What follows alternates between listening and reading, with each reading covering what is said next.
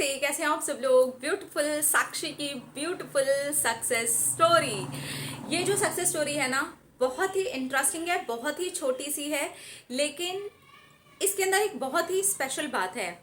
ये एफर्मेशन इन्होंने दी और इन्होंने उसे एक बार सिर्फ अपने माइंड के अंदर घुमा करके छोड़ दिया। तो सिंगल एफर्मेशन बहुत जादू तरीके से काम करती है, क्योंकि इसे बहुत जोर से पकड़ा नहीं रखा गया होता और चीज़ को छोड़ दिया गया होता है, तब बहुत ही जल्दी मैनिफेस्ट हो जाता है। इनका जो मैनिफेस्टेशन कंप्लीट हुआ है वो हुआ है सिर्फ और सिर्फ 40 दिन के अंदर अंदर, यानी कि करीब करीब 1.5 महीने के अंदर अंदर। चलिए देखते हैं कि क्या है सक्सेस स्टोरी। इन्होंने लिखा है, मैंने अफर्म किया था अपनी डायरी के लिए। मेरी एक बहुत ही इम्पॉर्टेंट डायरी थी जो खो गई थी और मैं बहुत ज़्यादा ही डिस्टर्ब हो गई थी, क्योंकि वो डायरी मेरे लिए बहुत ज़्यादा इम्पॉर्टेंट थी और उसके अंदर बहुत सारी इम्पॉर्टेंट चीज़ें थी जो मेरे लिए बहुत ज़्यादा ज़रूरी थी। उसके खो जाने की वजह से मैं बहुत ज़्यादा डिस्टर्ब हो गई थी।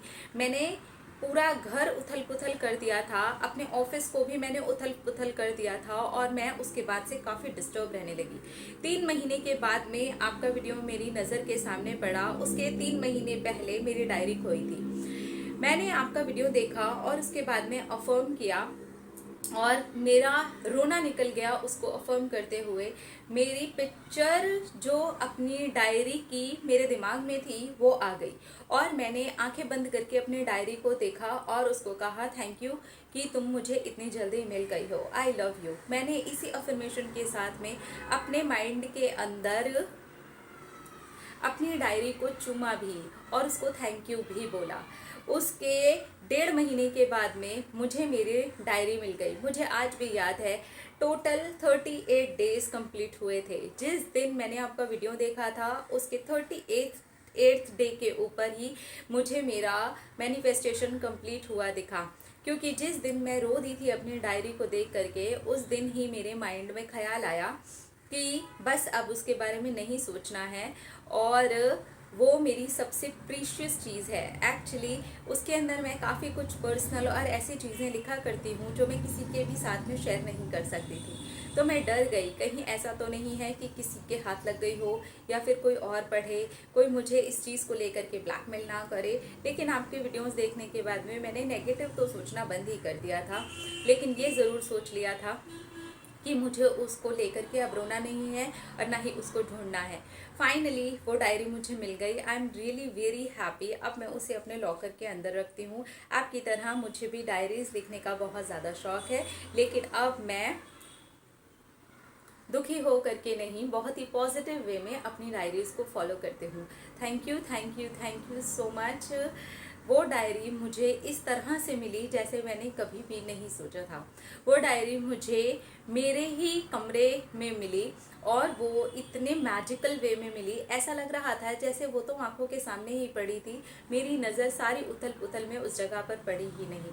लेकिन जब मैंने अफर्मेशन दी और मैंने महसूस किया कि ये जगह मैंने पहले भी चेक की थी, वो डायरी वहाँ आई कैसे, ये मेरे लिए अपने आप में एक जादू है। मुझे नहीं पता, क्योंकि मैंने घर का एक एक कोना छान लिया और ये सामने पड़ी है, ऐसा कैसे हो सकता है।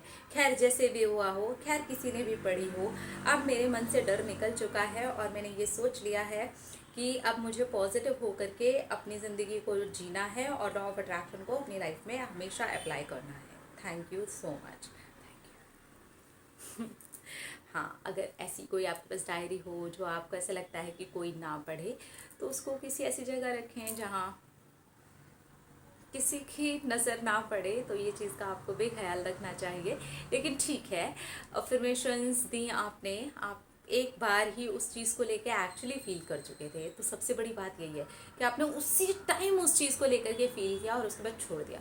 मिले मिले, ना मिले ना मिले, अब डर भी नहीं है कि कोई ये कर देगा, कोई वो कर देगा। तो कुछ हुआ भी नहीं, कुछ नहीं हुआ और आपको आपकी डायरी मिल गई। और वो कैसे मिली, वो सामने पड़ी हुई थी।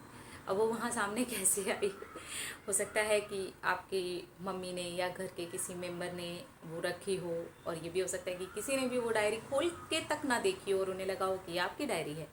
क्योंकि आपने अगर इतनी उथल पुथल मचा दी है तो आई एम श्योर कि वो सामने वाली जगह पर तो नहीं होनी चाहिए। लेकिन जिसको भी पता होगा वो सेफ़ ही है और आपको इस चीज़ के बारे में पहली बात तो ज़्यादा टेंशन लेने की ज़रूरत नहीं है। दूसरी बात ये कि हमेशा ऐसी चीज़ों को थोड़ा सा संभाल करके रखेंगे तो अच्छा रहेगा। अपना रखिए ख्याल, अपने आप से कीजिए ढेर सारा प्यार ताकि अट्रैक्ट करें ढेर सारा प्यार। I love you all. Tata.